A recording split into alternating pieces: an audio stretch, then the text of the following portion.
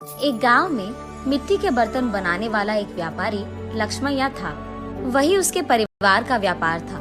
मिट्टी से खाने के बर्तन, भगवान के लिए दिया, मटके, पानी पीने वाले बर्तन, पशुओं के लिए बर्तन, अलग प्रकार के भगवान के मूर्ति, खिलौने बनाते हुए वो जी रहा था।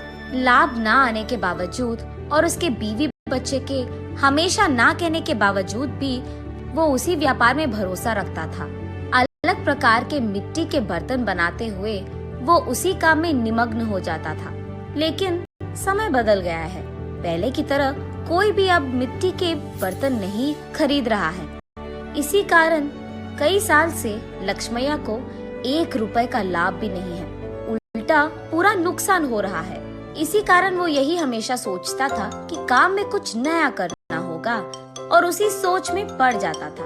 उसको कोई और काम ढूंढने के लिए और 4 रुपए की कमाई घर लाने के लिए कह कहकर थक गई है उसकी पत्नी अन्नपूर्णा और उसके बच्चे। आज के दिन में कौन खरीदेगा पापा ये आपके मिट्टी के बर्तन? आप वो काम छोड़कर हमारे साथ शहर आ जाइएगा, वहाँ आपके लिए अच्छा काम हम ढूंढ कर रहेंगे। ऐसे भी बहुत बार बोलकर देख चुके हैं, फिर भी नहीं माने लक्ष्मैया और इस कारण बच्चे लक्ष्मैया से कुछ कहना भी बंद कर दिए। एक दिन लक्ष्मैया धूप में काम कर कर के थक कर वही मौजूद मिट्टी के मटके में से पानी लेकर पी रहे होते हैं। हाँ, इस गर्मी के मौसम में ठंडे पानी के लिए मिट्टी के मटके रखते थे। अब न जाने क्या हो गया लोगों को। मिट्टी के मटकों को छोड़कर मिट्टी को खराब करने वाले फ्रिज और एसी से काम चला रहे हैं और मुझे समझ में नहीं आता कि उनको मिट्टी के बर्तन से काम चलाने में क्या ही प्रॉब्लम है। ऐसे सोच में पड़ जाता है और अचानक उसे एक योजना सूझती है। तुरंत उसके बीवी के पास जाकर ऐसे कहता है, सुनो, मुझे एक अच्छा योजना सूझा है। क्या है वो? अगर हम मिट्टी से फ्रिज तैयार करें तो कैसे रहेगा? लगता है मिट्टी में काम कर करके आपका दिमाग भी मिट्टी का बन गया। अरे ऐसे क्यों कह रही है? तो फिर ये कैसी बात हुई? मिट्टी से फ्रिज कौन बनाता है? पागल हो क्या तुम?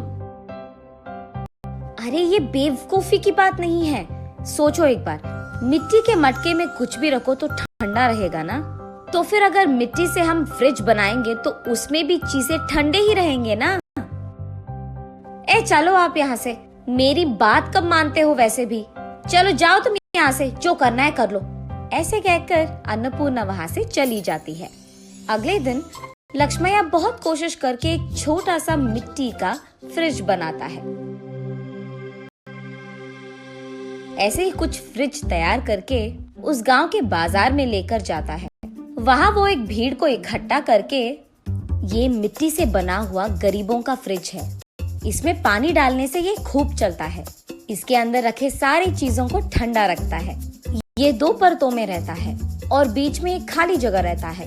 उसी जगह को हमें पानी से भरना होगा। इसी कारण बाहर का तापमान न अंदर आएगा और अंदर का तापमान कम नहीं होगा। ऐसे वो उसके हाथों से बनाए हुआ मिट्टी का फ्रिज कैसे चलता है ये भीड़ को समझाता है। और क्योंकि उस भीड़ में से कुछ लोगों को ये बहुत अच्छा लगता है, वो लक्ष्मैया के पास फ्रिज को खरीद कर वहाँ से चले जाते हैं। बाकी फ्रिज को लेकर लक्ष्मैया घर पहुँचता है। उस दिन के कमाए हुए पैसों को उसके बीवी के हाथ में रखता है लक्ष्मैया। उन पैसों को देख आश्चर्यचकित होकर अन्नपूर्णा ऐसे कहती है, क्या इतने पैसे मिले आपको इस बार? आज गरीबों का फ्रिज कुछ बिक गए। बाप रे, ये सच है क्या? इसका मतलब तुम्हारे मिट्टी के फ्रिज को खरीदने वाले लोग भी हैं। चलो अच्छा है, कुछ तो आया हाथ में। इतने दिनों में कुछ पैसे तो घर लाए तुम। ये कहकर वो वहाँ से चली जाती है। ऐसे लक्ष्मैया उसके बाद कुछ और मिट्टी के फ्रिज को बनाकर बाजार लेकर जाता है। कुछ दिन बाद सारे जिला में ये बात फैल जाती है कि लक्ष्मैया का गरीबों का फ्रिज बिजली के बिना ही चलती है। इस कारण लोग सारे लक्ष्मैया के घर सीधा पहुंचकर गरीबों के मिट्टी का फ्रिज खरीदकर वहां से चले जाते थे। इसी कारण एक ही झटके में लक्ष्मैया का व्यापार बहुत बढ़ जाता है, लाभ भी मिलते हैं और काम करने के लिए लक्ष्मैया उसके नीचे कुछ लोगों को नौकरी भी देता है। ये सब देख अन्नपूर्णा अपनी आंखों का भरोसा ही नहीं कर पा रही थी। शहर में कुछ तो भी काम करवा देंगे आपसे, कहने वाले उसके बच्चे भी आज लक्ष्मैया के हाथों से बनाए हुए मिट्टी के फ्रिज को शहर में बेचने की व्यापार शुरू करते हैं। ऐसे लक्ष्मैया को उसके मेहनत का फल मिलता है, वो अमीर बनता है और खुश रहता है।